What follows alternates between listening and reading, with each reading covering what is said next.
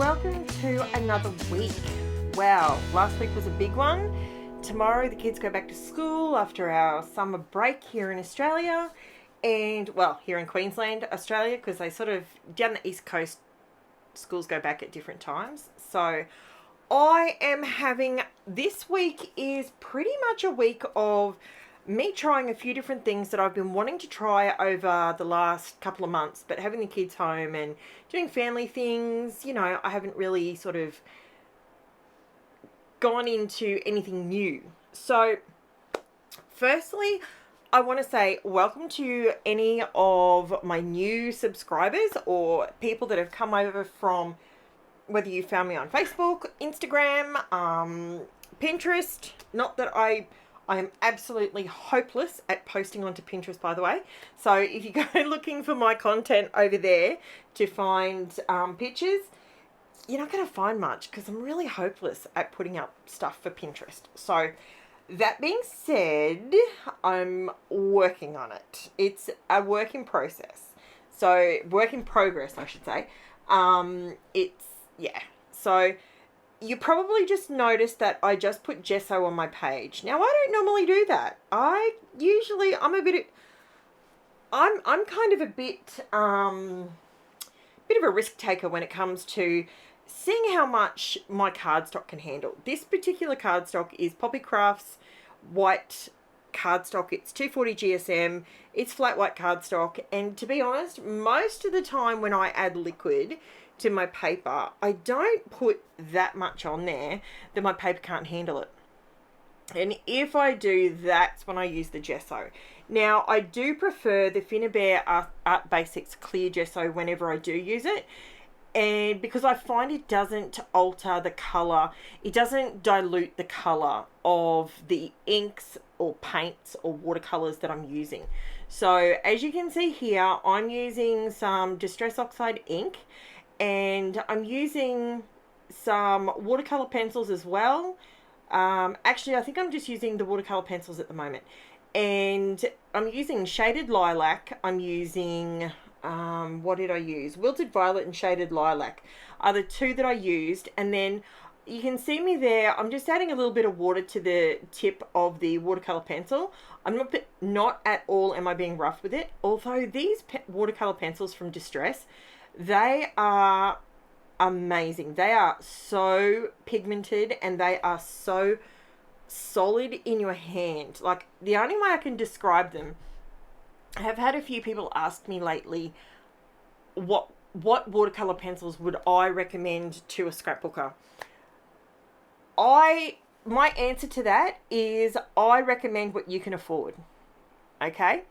If you want to spend lots and lots and lots of money like I did and buy the Distress watercolor pencils, they are magic. I bought them because I wanted them to pair up and match with my inks and my oxides and my oxide sprays.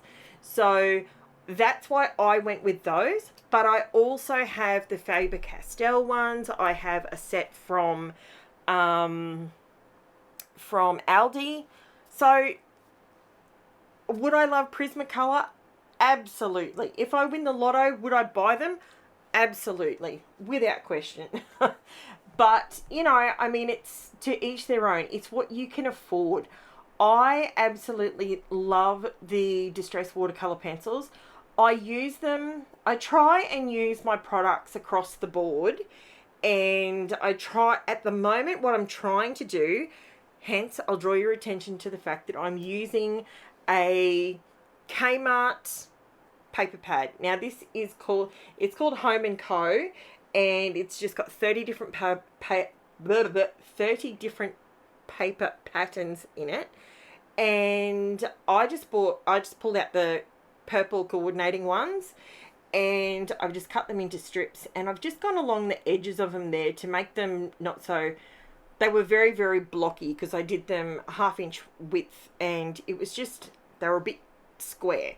So I just went along the edges and grooved the edges out a little bit, and I want to draw your attention to the fact that we need to be using what we already have in our stash. So I call mine my collection because I've been collecting for years, and my collection, I have got stacks of stuff and I want to be using things up. So as much as I am going to be buying new paper packs as the year goes on and products, you will see me, this channel is going to be making sure, and I'm going to be reminding you to look at what you already have that would probably work just as well to create a similar look. Now, that being said, I have used distress watercolor pencils, I've used distress inks in the background, I've done all of that in the background. This is just some cardstock, some paper, cardstock, pattern paper. It's not really cardstock, it's slightly thicker than paper, but I wouldn't call it cardstock. And I've just used the inks along the edge to give it a bit more definition. You can see now when you see the photos where my inspiration came from for this layout. This is Angela. Her little feet in these photos, they're just adorable. Honestly, she was probably, I'd say she was probably 3 or 4 months old. I don't have the dates in front of me. That I don't write in my books, but I journal the dates, but I don't, yeah. So I don't know. She was about 3 or 4 months old, and her little tiny feet, they were just so cute. So I printed these photos, even though she looks really uncomfortable, which she wasn't. She sat there for ages, I remember. Now, I wanted to just scrap them purely for her feet. Now, these stickers that I have, they have got no sticky left on them, and they are tin, they look like tin foil, and they actually are almost tin-like to cut as well. But they haven't blunted my scissors at all. It's very, very thin. I've had these forever. They're from Claudia and Clyde. No, Claudia ELYCE they're from. They're metal stickers. I've had them in my collection for, I'm going to say 15 years. Probably longer. I know that I like to use things like this when I scrap my children's baby photos. So I don't throw them out, and you can glue them down. So for me, I've got a few key reasons to throw something out. If it's gone off in color, so if it was white and it's now cream, well, you're not really going to want to use that. If it has tarnished in any way and that's not applicable to the layout you're wanting to use, that I would get rid of. If it's a paper of some description and it's, again, it's got a faded section on it, or it's just not you anymore, by all means move it on. I will tell you, I know here in my town, Caboolture, the primary schools in the prep classes are always screaming out for art supplies. You know, they might, you can literally, if you don't have children in those schools, you can go to the office and ask if they would like some supplies, and sometimes the teachers will come back and say, if you can cut the papers down to 2" by 2" squares, we'd love it, you know. And we all have so much spare like that, you know, and it's helpful to move it on, because if you're not going to use it, the kids can use it for collage, they can use it for recognizing their colors, they can use it for texture, they can use it for you know, Mother's Day cards, Father's Day cards, you know, there's so many things that they can use it for in a school. So if you're not going to use it, consider donating it. You know, don't just chuck it in Lifeline, because I find that the people at Lifeline, they just see it as rubbish. They don't see it as what we see it for. I mean, if you've got punches and stuff like that, I guess they would realise that they're obviously of value. But yeah, that's just my take on it. But I mean, you do you, but that's my sort of take on it. So I'm trying to use up and utilize some supplies that I already have. So I've used some new product by using the watercolor pencils.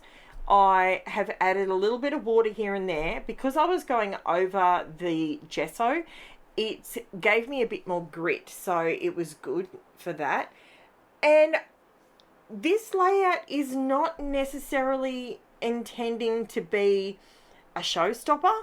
It looks effective. It definitely it grabs your attention. I'm going to town with my pearls because I absolutely love my flat back pearls and my sequins, and that to me on this particular layout was the ephemera, the decoration. That's what I wanted to do on it. I wanted to just get back to some basic supplies and have a play. So this particular layout is nearly done. It is a quick one. It is in the power scrap format, which is where I don't stuff around. I just make the decision and I stick it down, which you can see that I'm doing. What else? Oh, that was so rude. I'm so sorry. I just yawned. I have been going to town the last 2 days with a scrapping and getting some video, getting like a lot of content done. So I have a little bit more freedom and a bit more room to play, so I can join in with some hops. Let me know in the comments below, because I need this feedback. Are you someone that enjoys watching hops where everybody, like there's heaps of different hops going on YouTube all the time? There's ones I know at the moment they're popping up. Baby got scraps or something. What else is there? There's actually a hop that I am jumping on board with. It's just a 1 day thing, and it's on the 29th of February, and I thought that one is unique. It's 1 day. You're not getting bombarded with every single person's thumbnail looks exactly the same, and that's what frustrates me with it. So I'm not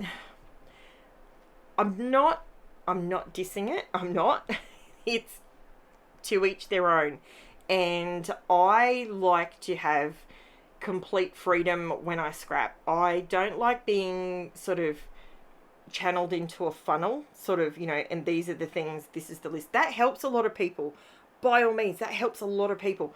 Me personally, I feel like I'm in a straitjacket.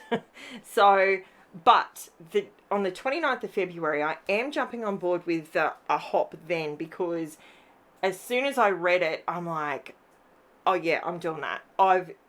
I instantly came up with like 6 different ideas, and as for me, if I can come up with 6 ideas just straight off the top without even thinking about it, then bingo, I'm on it. That's one for me. So I'm just adding some butterflies that I just fussy cut. I'm adding a little bit of Stickles silver glitter and creating little butterfly trails, and that is all I'm doing on this layout, guys. Just adding some extra. I did put the glitter dots in there because I needed a bit more shimmer. We know I love me some shimmer and shine, and I just needed that to sort of pop a little bit more. So here it is, up close and personal. Now, please, by all means, I've got Facebook group and Instagram and Buy Me a Coffee, all in the links in the description below, along with the list of every single thing I've used. Whether you can still get it or not, that remains to be seen, because I'm going right back in my collection. So some things you'll be able to find, some things you will not.